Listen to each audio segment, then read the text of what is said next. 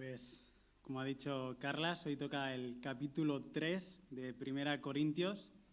Vamos a hacer un repaso de lo que se ha dicho anteriormente, a ver si nos acordamos. Empezó la serie hace unas semanas Carlas con el capítulo 1, ¿y quién se acuerda de qué habló? Chan, chan. Bueno, yo lo tengo anotado, ¿eh? Habló de las bendiciones del Señor para la iglesia y habló de que aunque Corinto era una iglesia llena de problemas, pues teníamos que tener Pablo tenía esa visión madura de ser capaz de ver las bendiciones del Señor en mitad de los problemas, ¿no? Luego, después habló Alex, siguió con el capítulo 1. ¿Quién se acuerda de qué habló Alex? Que nos puso ahí lo de los de Cloé, nos hizo también un acrónimo. ¿Alguien? Bueno, si no, igual no predico, porque no os vais a acordar el domingo que viene. Vale, nos habló de las divisiones, de que tenían un problema muy gordo en esa iglesia de divisiones, ¿no? Y nos hablaba de la necesidad de unidad. Luego Gerard estuvo hablando el otro día del poder del Evangelio, ¿no? Y Miquel, el domingo pasado, nos habló de la revelación del Espíritu y cómo el Espíritu Santo nos revela el Evangelio a los creyentes. Pues hoy toca el capítulo 3 y el tema que va a abordar Pablo en este capítulo 3 es el de la madurez espiritual. Como ha dicho Carlas, vamos a ver cómo Pablo les va a hablar y les va a confrontar con su inmadurez espiritual y les va a retar a ser personas que crezcan y que desarrollen una forma de ser y de pensar madura espiritualmente. Pues me gustaría orar y empezamos. Yo lo que he hecho es, del pasaje lo he dividido en 6 características que me ha parecido a mí que de este texto podíamos ver sobre lo que es la madurez espiritual. Es verdad que a lo largo del Nuevo Testamento hay diferentes pasajes que nos hablan sobre qué es ser un creyente maduro, pero como este pasaje en sí, todo el 3, Pablo está hablándoles de su inmadurez. En contraste, en su discurso en contraste, veremos características de un creyente maduro. Y como todos estamos llamados a ser creyentes maduros, pues vamos a ir viendo esas características. Pues oramos y empezamos.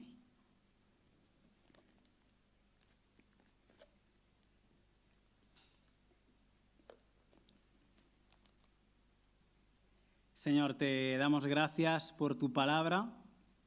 Y te pido, Jesús, ahora que tú seas glorificado en este lugar. Te pido que tu Espíritu Santo pueda, como el otro día decía Miquel, revelarnos las verdades espirituales, transmitirnos quién eres tú. Y te pido que traigas convicción de nuestra inmadurez espiritual, de las formas que tenemos de pensar, de vivir, de hacer, de sentir, que son conforme al mundo y no conforme a ti, Jesús. Y te pido que cada uno de nosotros, Señor, podamos crecer espiritualmente más y más a la imagen de tu Hijo, Señor. Que nos ayudes a romper con las cosas del mundo para acercarnos más al modelo de tu Hijo Jesús y que a través de esta palabra, de este texto, de este capítulo, Señor, tú nos puedas iluminar el corazón y puedas llevarnos hacia un crecimiento sano como iglesia y que tal cual dice el título de esta serie, seamos una iglesia madura. En el nombre de Jesús, amén.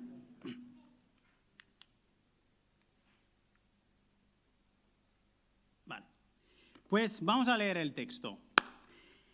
Dice, de manera que yo, hermanos, no pude hablaros como a espirituales, sino como a carnales, como a niños en Cristo. Os di a beber leche y no vianda, porque aún no erais capaces y no sois capaces todavía. Porque aún sois carnales, pues habiendo entre vosotros celos, contiendas y disensiones, ¿no sois carnales y andáis como hombres? Porque diciendo el uno, yo ciertamente soy de Pablo, y el otro, yo soy de Apolos, ¿no sois carnales? ¿Qué pues es Pablo y qué es Apolos? Servidores por medio de los cuales habéis creído. Y eso según lo que a cada uno concedió el Señor. Yo planté, Apolo regó, pero el crecimiento lo ha dado Dios. Así que ni el que planta es algo, ni el que riega, sino Dios que da el crecimiento. Y el que planta y el que riega son una misma cosa, aunque cada uno recibirá su recompensa conforme a su labor. Porque nosotros somos colaboradores de Dios y vosotros sois labranza de Dios, edificio de Dios. Conforme a la gracia de Dios que me ha sido dada, yo como perito arquitecto puse el fundamento y otro edifica encima, pero cada uno mire cómo sobreedifica, porque nadie puede poner otro fundamento que el que está puesto, el cual es Jesucristo. Y si sobre este fundamento alguno edificare oro, plata, piedras preciosas, madera, heno o hojarasca, la obra de cada uno será manifestada, porque el día la declarará, pues por el fuego será revelada. Y la obra de cada uno, cual sea, el fuego la probará. Si permaneciere la obra de alguno que sobreedificó, recibirá recompensa. Si la obra de alguno se quemare, él sufrirá pérdida, si bien él mismo será salvo, aunque así como por fuego. ¿No sabéis que sois templo de Dios y que el Espíritu de Dios mora en vosotros? Si alguno destruye el templo de Dios, Dios le destruirá a él, porque el templo de Dios, el cual sois vosotros, santo es. Nadie se engaña a sí mismo. Si alguno entre vosotros se cree sabio en este siglo, hágase ignorante para que llegue a ser sabio. Porque la sabiduría de este mundo es insensatez para con Dios. Pues escrito está, Él prende a los sabios en la astucia de ellos. Y otra vez, el Señor conoce los pensamientos de los sabios, que son vanos. Así que ninguno se gloríe en los hombres, porque todo es vuestro. Sea Pablo, sea Apolos, sea Cefas, sea el mundo, sea la vida, sea la muerte, sea lo presente, sea lo porvenir, todo es vuestro.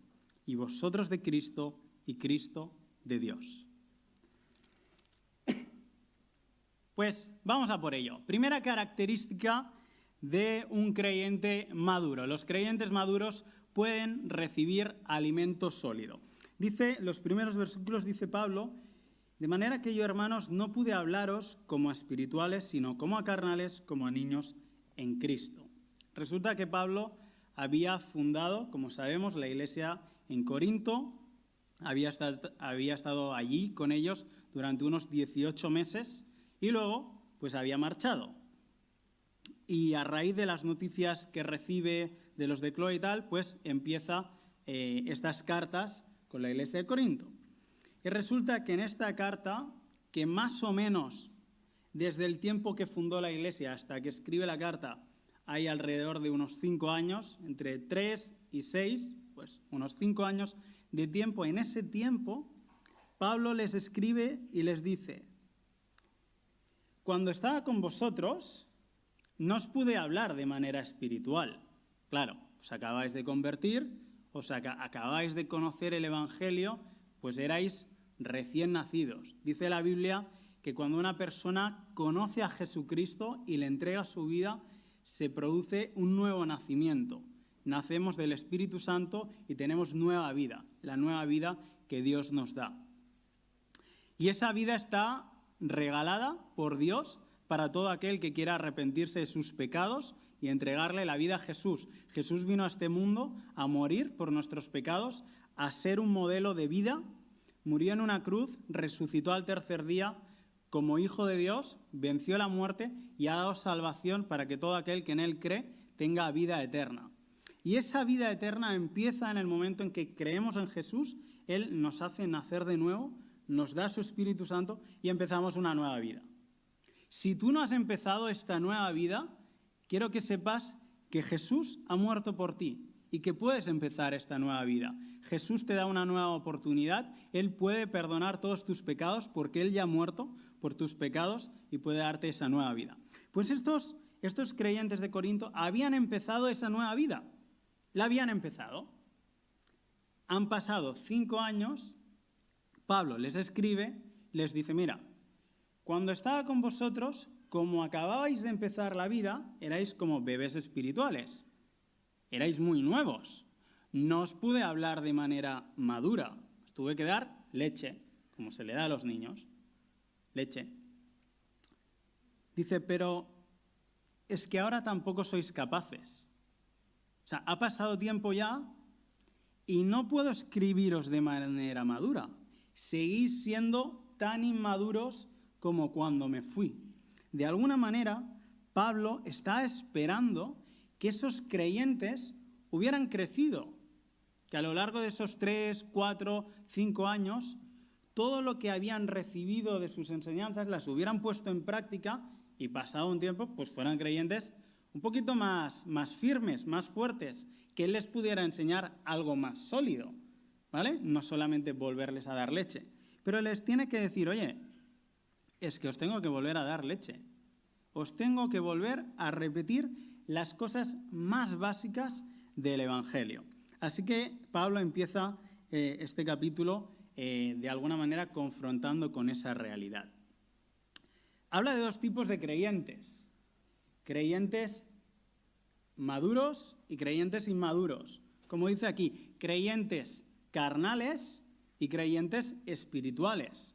Y no es que hayan categorías de creyentes. No es que hayan categorías. Es que un creyente puede comportarse en modo carne, ¿vale? Conforme a los pensamientos y actitudes que tenía antes de conocer a Jesús, o de manera espiritual, con la nueva vida, que acabamos de decir, la nueva vida de Jesús. Cualquiera de nosotros, haga 2 días que nos hemos convertido o haga 50 años que conocimos al Señor, podemos vivir de manera carnal o de manera espiritual. Es decir, el creyente maduro es aquel que ha dejado atrás hábitos, formas de pensar de la vieja vida y ha incorporado nuevas formas de hacer y de pensar de la nueva vida, la vida de Jesús. El modelo de madurez es quién es Jesús. Entonces, en la medida en que vamos dejando atrás nuestro bagaje del mundo y nos vamos pareciendo más a Jesús, vamos dejando de ser carnales y nos vamos convirtiendo en espirituales. Pues esta gente no había hecho eso. Esta gente seguían siendo igual de carnales que al principio, lo cual nos debe hacer pensar en nuestro propio estado espiritual. ¿Podría ser que pase el tiempo y no avancemos en nuestro crecimiento espiritual? Podría ser, perfectamente. Podría ser que seamos creyentes gorditos, que comemos pero no aplicamos, y como no aplicamos, no quemamos. Eso es lo que les pasaba a ellos, que no estaban aplicando lo que Pablo les decía. Dice en Hebreos 5, habla también de esta realidad de que el creyente debería crecer, ir a por más conocimiento del Señor, de la palabra, más experiencia de la vida cristiana, y a veces nos quedamos en lo básico. Dice así en Hebreos 5, dice, porque debiendo ser ya maestros, después de tanto tiempo tenéis necesidad de que se os vuelva a enseñar cuáles son los primeros rudimentos de la palabra de Dios y habéis llegado a ser tales que tenéis necesidad de leche y no de alimento sólido. Este concepto. ¿Cómo está tu alimentación espiritual? De lo que te alimentes, sabrás si eres maduro o inmaduro. La profundidad de tu conocimiento de las Escrituras, pero no conocimiento intelectual, ¿eh? Hay personas muy inteligentes, con muchos estudios, que podrían leer la Biblia y no entender nada, porque ya se nos dijo el domingo pasado que es la revelación del Espíritu. Pero ¿cómo está nuestra alimentación? ¿Vamos a la palabra y sentimos la voz del Señor hablándonos y la ponemos en práctica? Pues el primer aspecto es que los creyentes maduros reciben alimento sólido. Del mismo modo que Pablo esperaba que los corintios hubieran crecido en la fe, Dios espera que cada uno de nosotros crezcamos en la fe, crezcamos en el conocimiento de la palabra, que crezcamos, que los mensajes que se hacen del domingo no tengan que ser leche, porque no podemos asimilar más, que se nos dé alimento sólido, que el tiempo a solas con Dios que tenemos, que no sea el versículo del día y con eso estoy bien, porque eso es leche, sino que podamos profundizar, ¿vale? Primer punto, los creyentes maduros pueden recibir alimento sólido. Los creyentes maduros saben vivir en unidad. Pablo les dice, porque aún sois carnales, pues habiendo entre vosotros celos, contiendas, disensiones, ¿no sois carnales y andáis como hombres? Porque diciendo el uno, yo ciertamente soy de Pablo, y el otro, yo soy de Apolos, ¿no sois carnales?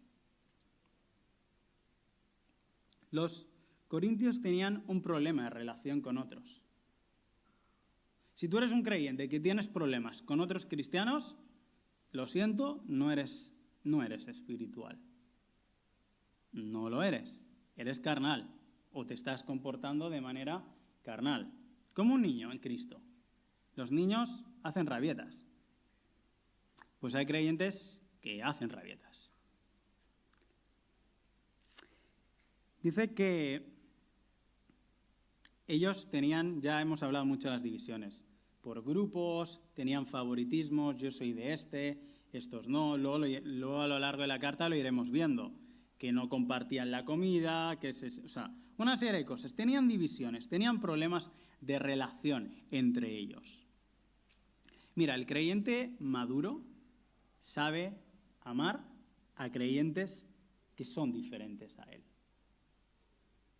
Pongamos, por ejemplo, en la actualidad, nosotros como iglesia, nosotros pues somos de una denominación, X, bueno, X no, de hermanos. Somos de una denominación, sí, que creo que todos lo sabemos. Bueno, pues el creyente maduro es el que es capaz de amar y relacionarse y disfrutar de creyentes de otras denominaciones.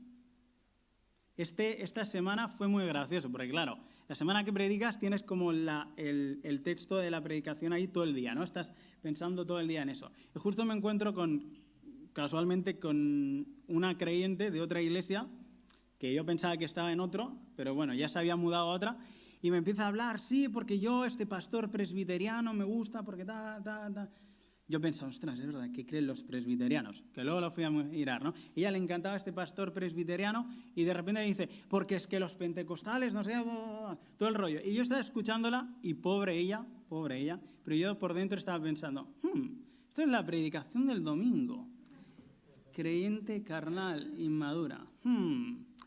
Qué pena, me sabe mal. Pero es verdad, si tú realmente piensas, mira, yo con estos sí, pero con estos no, eres inmaduro. Es que hay hermanos nuestros repartidos por muchos sitios, diferentes formas de hacer, de pensar. Creyente maduro sabe amarles, aprender. Creyente maduro no tiene favoritismos, ¿vale? No prefiere unos líderes que otros. Vale, pregunta. ¿Qué anciano te gusta más? ¿El Carlas? ¿El Xavi? ¿El Ricardo? ¿El Rodolfo? Pregunta trampa total, es que... Pero si lo has pensado alguna vez, mira, yo este sí, pero este no... Eres carnal. Eres súper inmaduro. No, Pablo lo dice, no. Es que no se trata de Apolos, de Pablo, de Cefas, no se trata de eso. Se trata de Dios, de lo que hace Dios. Y luego también el creyente maduro no se relaciona con unos de la iglesia y con otros no tiene grupitos. El creyente maduro se relaciona con todos por igual.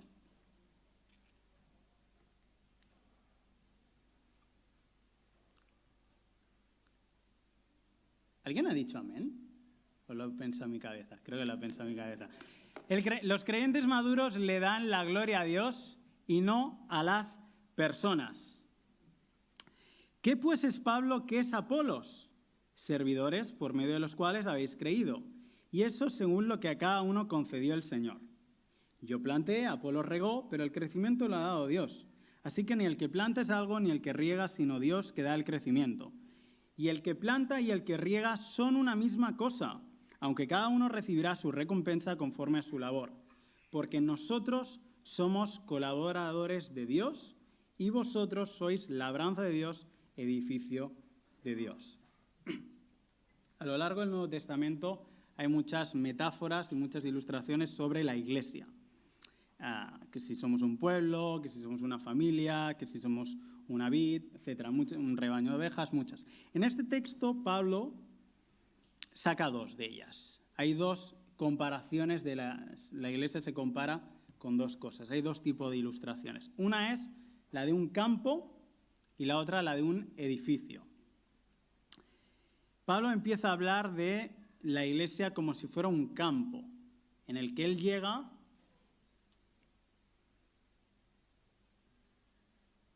y dice, yo planté y Apolos regó. Dice él, yo planté, no porque él fuera el mejor, sino porque fue el primero en llegar. Fue el primero en llegar y predicó el evangelio. Entonces, lo primero que se puso en esa iglesia fue el mensaje de Jesús, el evangelio.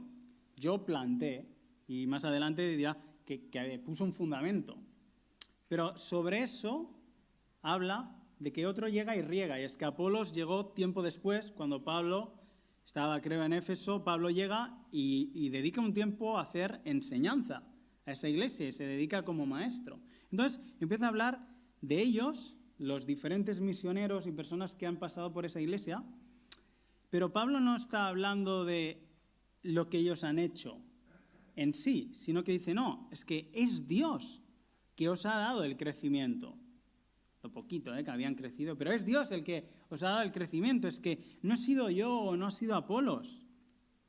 Dice que el creyente maduro sabe ver, detrás de las personas, sabe ver a Dios, sabe ver la obra de Dios, ve más allá de sus ojos físicos y de las personas que tiene delante. Y todo eso me hacía pensar estaba pensando en estos días en mi recorrido espiritual y en las diferentes personas o sitios que he estado, en los que he podido ser bendecido por otros, ¿no? Mis Pablos, mis Apolos, mis tal, ¿no? Iba pensando, pues no sé, hubo una época pues en la que iba mucho a la Arcada, pues, y Dios pues me bendecía, me enseñaba tal, en la Arcada, un tiempo. Tiempo después, cuando empecé la uni, pues un tiempo estuve con Ágape, un tiempo con GBU, luego al acabar la uni con Young Life, luego con JPC, pero es que no es ninguno de ellos, era Dios que estaba detrás. Y lo mismo si tú piensas en tu vida espiritual, no es aquella iglesia y no es esta, no es ese predicador ni ese otro, es Dios. El creyente maduro sabe ver que detrás de esas personas que han sido de bendición para su vida, estaba Dios. Esas personas pues serían, como dice Pablo, colaboradores de Dios, trabajaban junto a Dios, pero el creyente maduro sabe ver, sabe reconocer que en el fondo es Dios. Y si piensas en la historia de esta iglesia también, durante años pues van habiendo diferentes ancianos. Pues es Dios el que está detrás. Y unos hacen una cosa, otros otra, pero al final el crecimiento lo ha dado Dios. Y eso es lo que es más importante. La pregunta no sería quizás en el momento presente, ¿no? ¿Hacia dónde los ancianos o el consejo de iglesia está llevando la iglesia? No, la pregunta es ¿hacia dónde la está llevando Dios? ¿Qué está haciendo Dios? El creyente maduro es capaz de poner la mirada y ver por detrás y darse cuenta que la gloria y el poder es de Él. Muchas personas se frustran con la iglesia porque no ven a Dios, porque solo ven a los hombres. No, es que este ha hecho, es que lo que me dijo, sí. Bueno, sí, vale, están las personas. Algunos carnales, otros espirituales. Pero no mires eso. No hagas como los corintios, que es que este no, yo soy de este, yo tal. No, fíjate en Dios. ¿Qué está haciendo Él? ¿Dónde está obrando Dios ahora mismo en tu vida? ¿Dónde está obrando Dios en la iglesia? Y no pienses, está obrando a través de este, pero no de este, ¿eh? Eso sería volver a lo mismo. No, Dios está obrando soberanamente de muchas maneras, ¿eh? Pues, 4.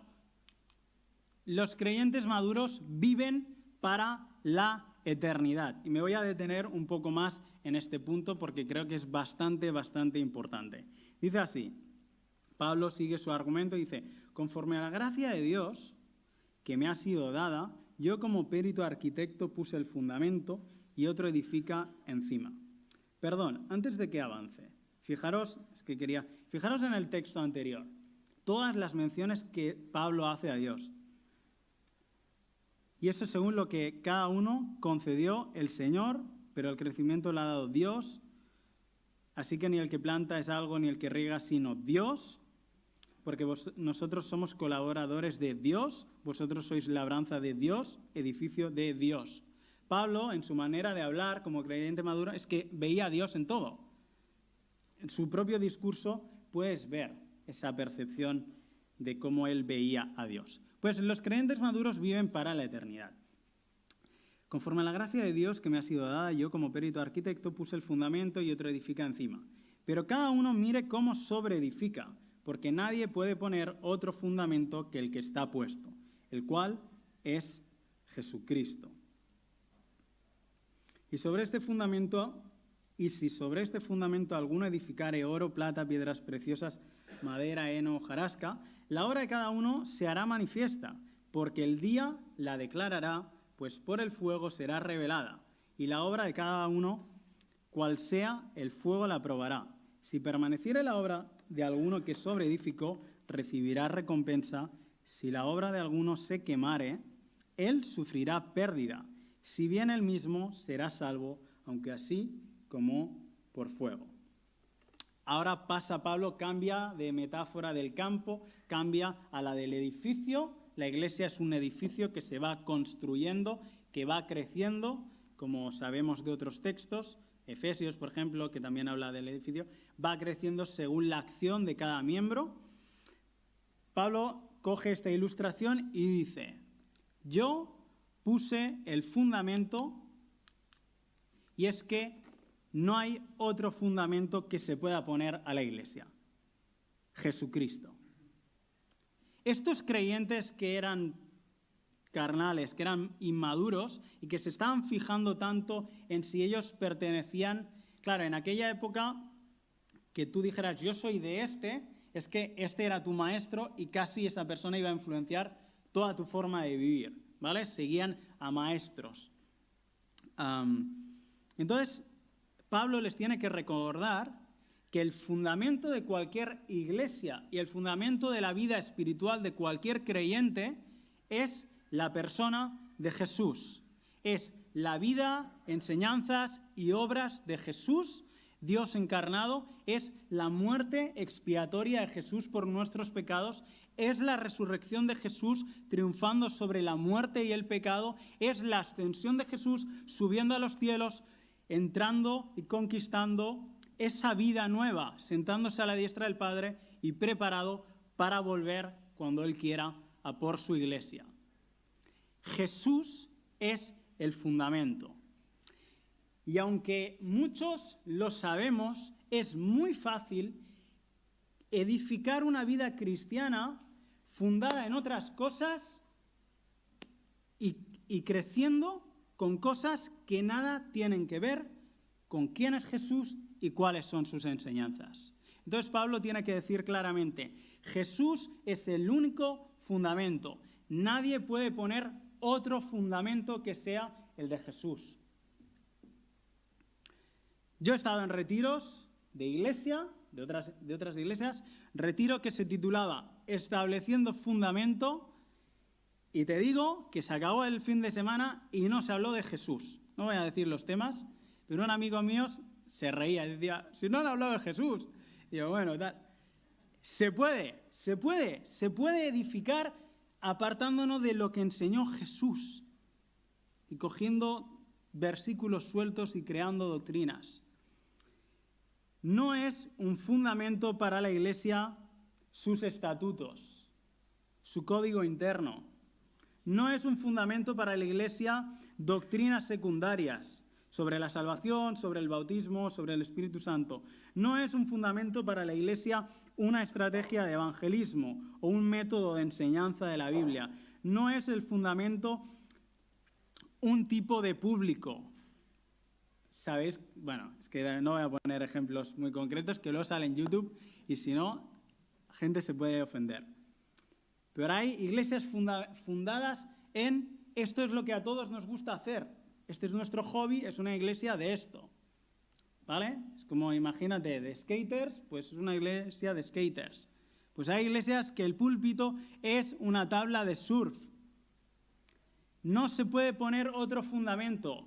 Hay muchas iglesias, hay muchos creyentes que están edificando una vida cristiana, que algún día va a ser expuesta por el fuego y se va a quedar en nada. No sé si os acordáis, hace mucho tiempo que Mark Nash una vez predicó y pegó en esta pared 2 dianas. No sé si os acordáis de aquello, que puso una ilustración de un pastor que había ido a disparar y había estado todo el rato disparando y él pensaba que había hecho una gran puntuación y cuando acabó se dio cuenta de que le había estado dando a la diana de al lado y en su marcador ponía 0. No sé si os acordáis de eso. Esto es así. Tú puedes estar edificando una vida espiritual que se va a quedar en nada. Y me gustaría que habláramos un poco de esto. Dice Pablo que algún día el juicio de Dios va a esto que habla aquí, que dice por fuego, las obras serán probadas por fuego, son elementos que hablan del juicio de Dios. Ya hablamos en la serie pasada de cómo era Dios, ya hablamos de su santidad, de que Dios es juez. Dios es juez y va a juzgar las obras de cada persona, sean buenas, sean malas, para darle la recompensa adecuada a sus obras. Hay algunos textos en la Biblia que hablan de ese juicio de los creyentes. En Romanos 14:10 también se están discutiendo de temas y Pablo les dice, mira, no os juzguéis. Dice, ¿por qué juzgas tú a tu hermano o tú también? ¿Por qué menosprecias a tu hermano? Porque todos compareceremos ante el tribunal de Cristo. O sea, déjate de historias porque todos vamos a ir delante de Jesús algún día para ser juzgados. 2 Corintios 5, la segunda carta que les escribe, también les habla de esto, porque es necesario que todos nosotros comparezcamos ante el tribunal de Cristo para que cada uno reciba según lo que haya hecho mientras estaba en el cuerpo, sea bueno o sea malo. He aquí yo vengo pronto y mi galardón conmigo para recompensar a cada uno según su obra. Atención, a los creyentes no se les va a juzgar su salvación. No va a haber un juicio para ver si te salvas o no, porque Cristo ya ha muerto por ti. Si no conoces a Jesús, tengo que decirte que el día que te mueras vas a estar delante de Dios y vas a ser juzgado por su ley. Y obviamente la vas a romper, porque todos la hemos roto. Tu vida va a estar delante de Dios expuesta, se van a ver los mandamientos de Dios, si alguna vez has robado, si has mentido, cualquier cosa que has hecho, y obviamente te vas a dar cuenta de que vas a ser culpable y en ese mismo momento no habrá salvación para ti, habrá condenación. Cielo o infierno, serás culpable, infierno. Jesús vino a este mundo a morir por nuestros pecados, morir en nuestro lugar para perdonarnos y para que ante el juicio de Dios por nuestra salvación seamos salvos. Así que si tú eres creyente no tienes que tener miedo del día del juicio delante de Dios sufrir por tu salvación. No va de eso.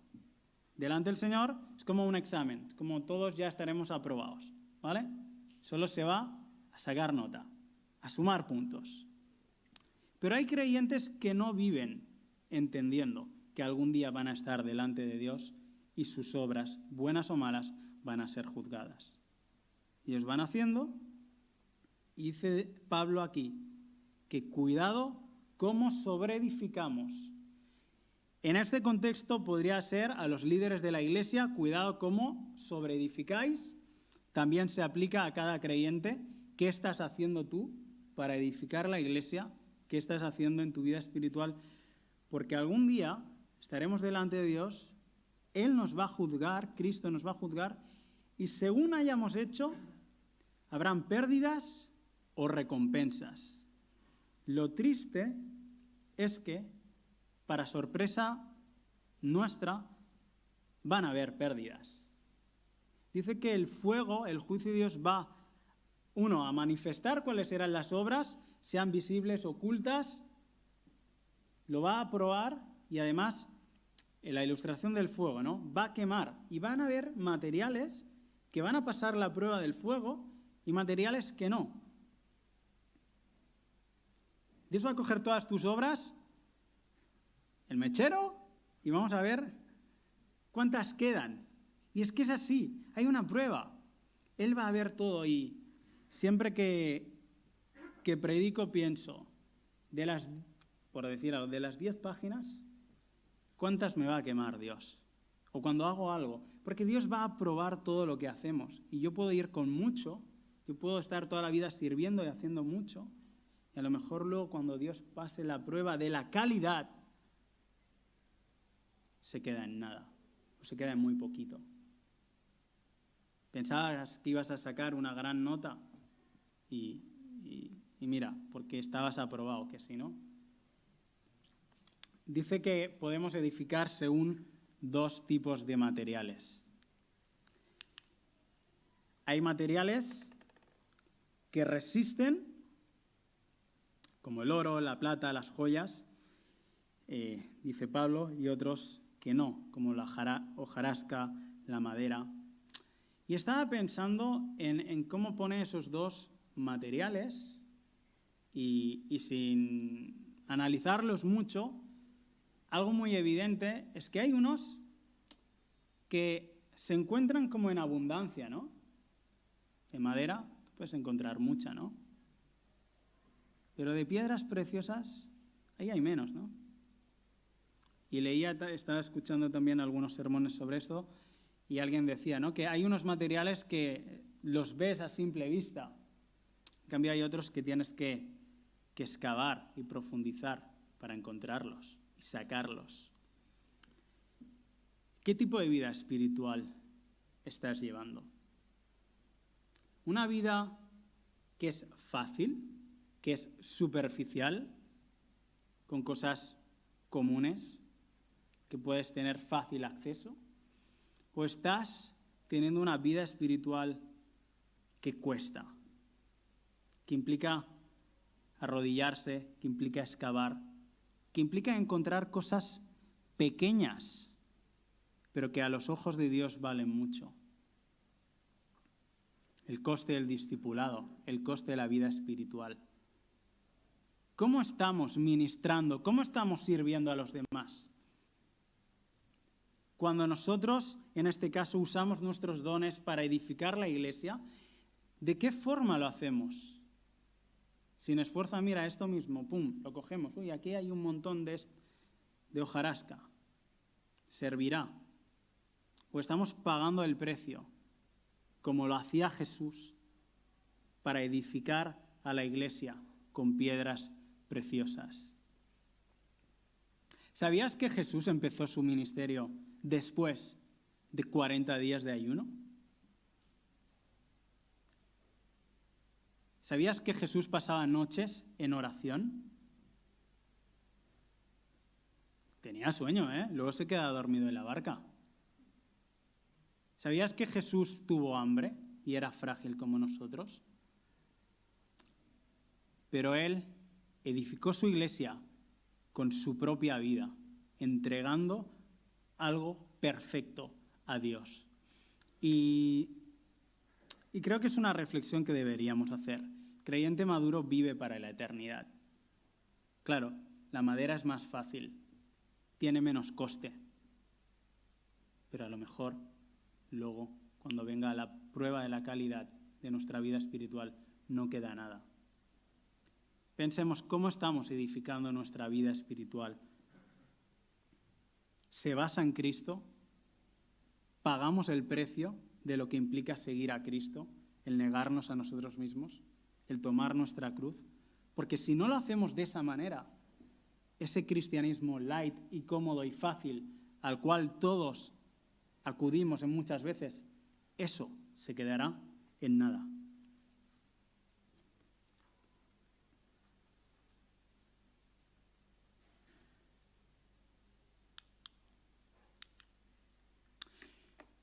Los creyentes maduros buscan la santidad de Dios en la iglesia.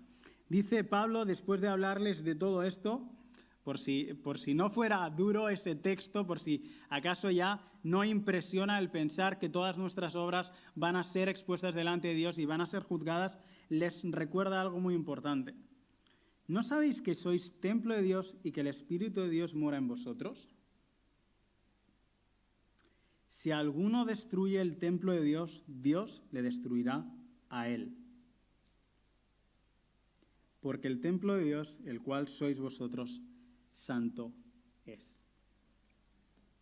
Sabemos que cada creyente es templo del Espíritu Santo, ¿verdad? Sabemos que Dios no habita en edificios hechos de mano por hombres, sino que habita en personas. Pablo le recuerda, oye, sois templo del Espíritu Santo. Y además, en este contexto en concreto, Pablo no se está refiriendo a cada creyente de manera individual, como templo. Todos somos templo, porque el Espíritu Santo vive en cada creyente, sino que Pablo está de nuevo hablando de los creyentes como congregación. Juntos son, como iglesia local, son templo. Dijo Jesús que donde están 2 o 3 congregados en mi nombre, ¿qué dice? Ahí estoy yo, ¿no? Ahí estoy yo. Y antes, versículo 9, creo que es que les dice, vosotros sois edificio de Dios, vosotros. Pablo les está recordando que en medio de ellos está Dios. Como esta mañana, aquí mismo, en medio nuestro, está Dios. Y eso es lo que hace tan especial esa reunión de creyentes. Son iglesia, son templo de Dios. No es el sitio, es el estar juntos que hace que Dios mismo esté entre ellos. Y entonces les dice, si alguno destruye el templo de Dios, Dios le destruirá a él. Si estáis con celos, envidias, problemas entre vosotros, partidismos, murmuración, críticas, si estáis con todo eso, estáis destruyendo el templo de Dios, el cual es santo, es apartado para Dios, es limpiado de sus pecados, es la iglesia por la cual Jesús ha muerto. Si estáis haciendo esas cosas, estáis destruyendo el templo de Dios, lo estáis rompiendo. ¿No sabéis que sois templo de Dios y que el Espíritu Santo vive entre vosotros? Ya no es cuestión de si sois más maduros o no. Respetar que es que Dios está entre vosotros y esa forma carnal de vivir está trayendo destrucción.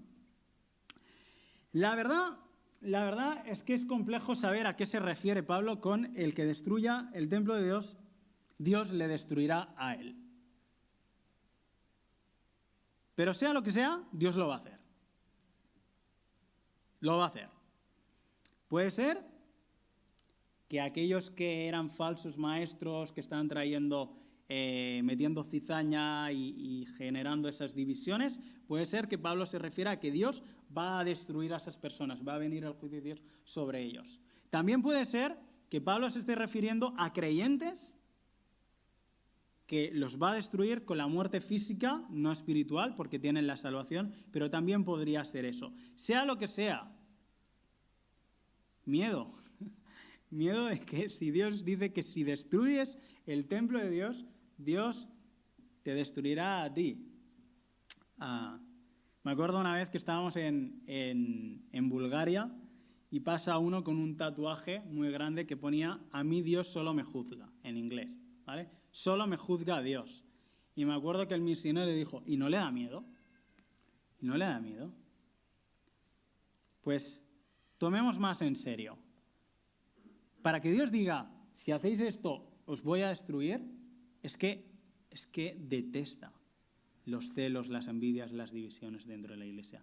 Lo detesta.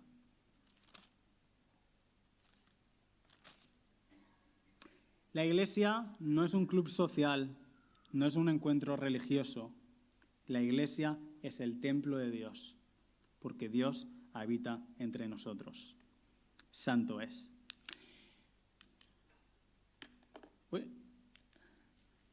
Sexta característica, la última. Los creyentes maduros han moldeado su mente con el Evangelio.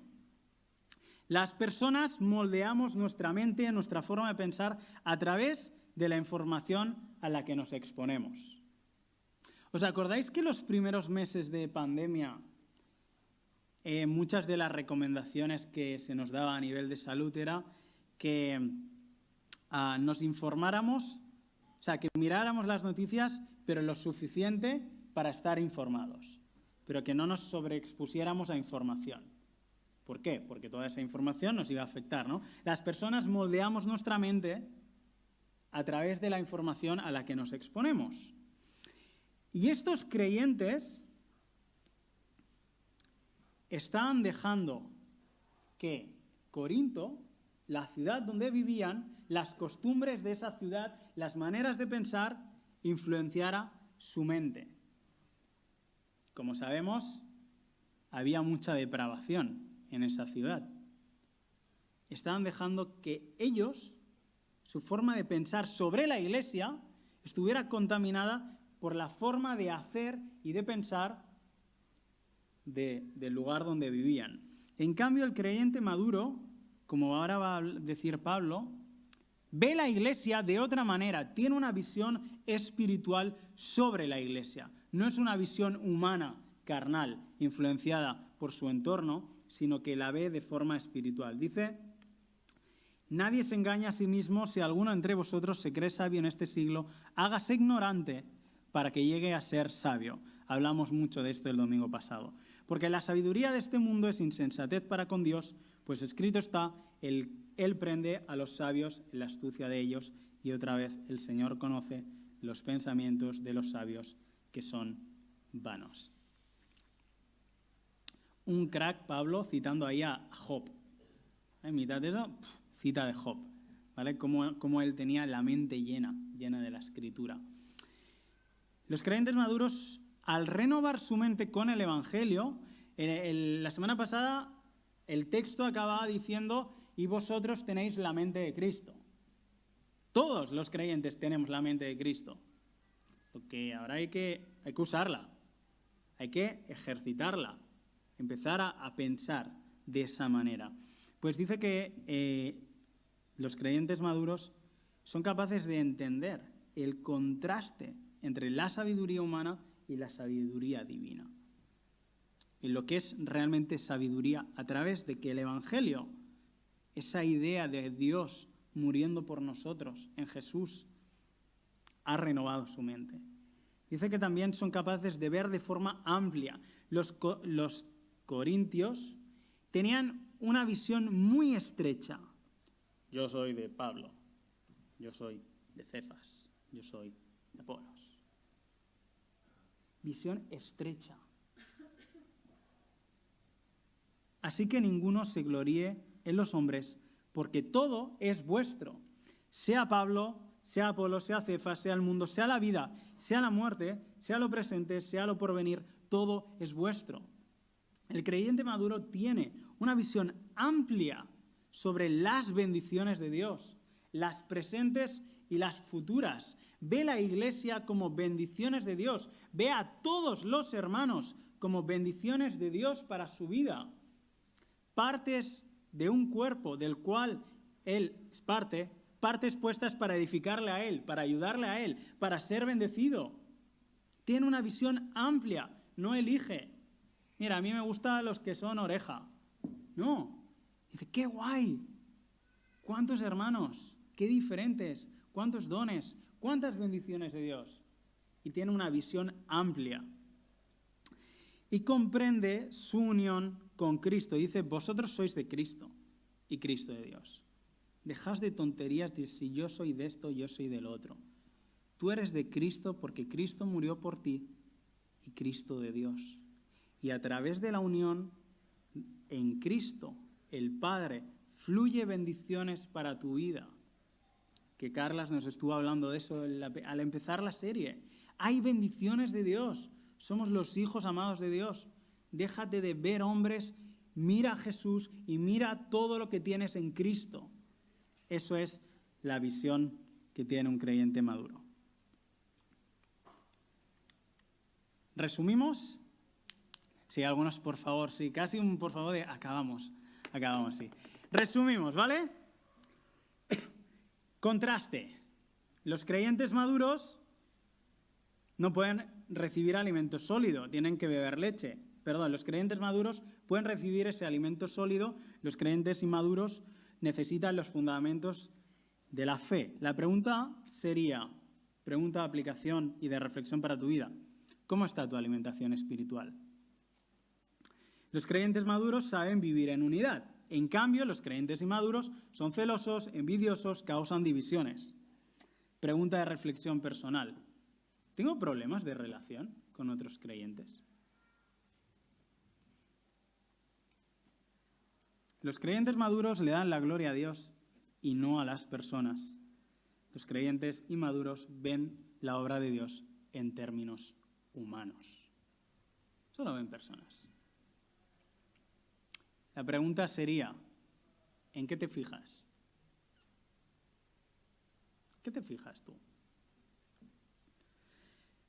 Los creyentes maduros viven para la eternidad y edifican de forma sólida, pagando el precio de la vida espiritual. En cambio, los creyentes inmaduros, en el día del juicio, sufrirán grandes pérdidas y tendrán poca recompensa.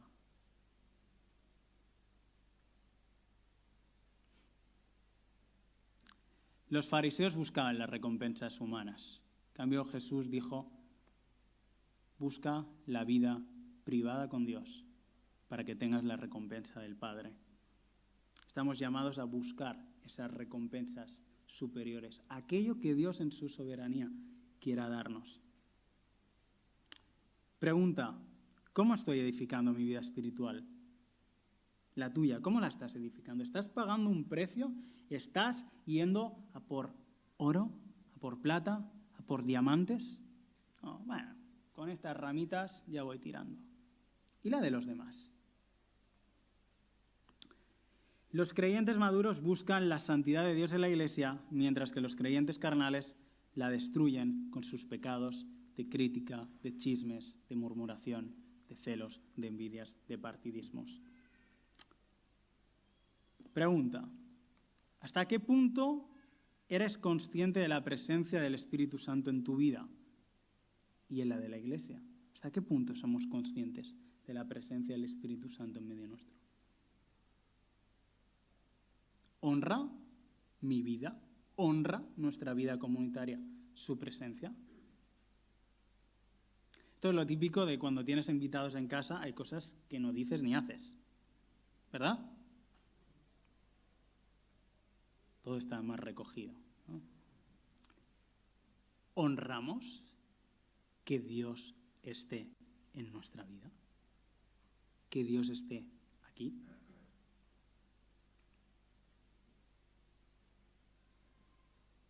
Bueno, aunque habría que ver quién es el invitado. Pero bueno, más bien Él nos invita a estar con Él. Los creyentes maduros han moldeado su mente con el Evangelio. En cambio, los creyentes carnales piensan de manera humana sobre ellos mismos, sobre los demás y sobre la Iglesia. ¿Cómo está cambiando el Evangelio tu forma de pensar? ¿Es tu visión sobre la Iglesia? ¿Es una visión espiritual o es carnal? De este pasaje, de esta enseñanza de hoy, podemos concluir con que podemos vivir nuestra vida cristiana de una manera carnal o de una manera espiritual. Y Dios quiere que crezcamos. Podemos concluir en que el día del juicio tendremos recompensas eternas o pérdidas eternas. Depende cómo hayamos edificado. Podemos concluir que depende cuán influenciados estemos por la palabra de Dios y por su evangelio en nuestra vida. Podemos tener una visión humana, una visión espiritual sobre lo que es la Iglesia. Y podemos concluir en que siempre tenemos la opción de mirar a los hombres o de mirar a Dios. Como dice el apóstol Pablo, que ninguno se gloríe en los hombres, sino en Dios. Esa es la esencia, una vida espiritual centrada en Dios, en quién es Él, en su obra, en medio nuestro, para que vivamos de una forma madura. Pues que el Señor nos bendiga y nos ayude a ser creyentes maduros.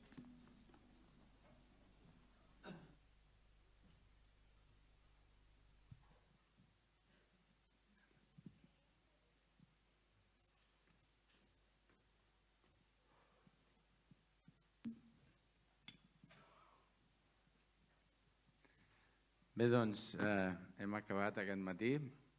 Donem gràcies al Senyor per haver pogut estar amb la seva presència i haver pogut lloar-lo i haver pogut escoltar la seva paraula. Doncs que la seva paraula treballi amb les nostres cors, en les nostres vides i la puguem aplicar cada un de nosaltres.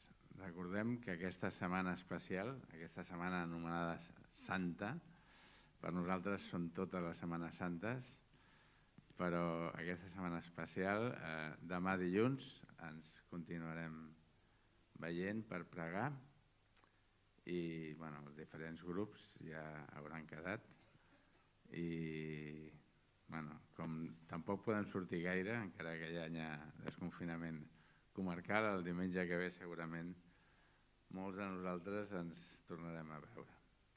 Doncs que el Senyor us beneeixi i fins al diumenge que ve.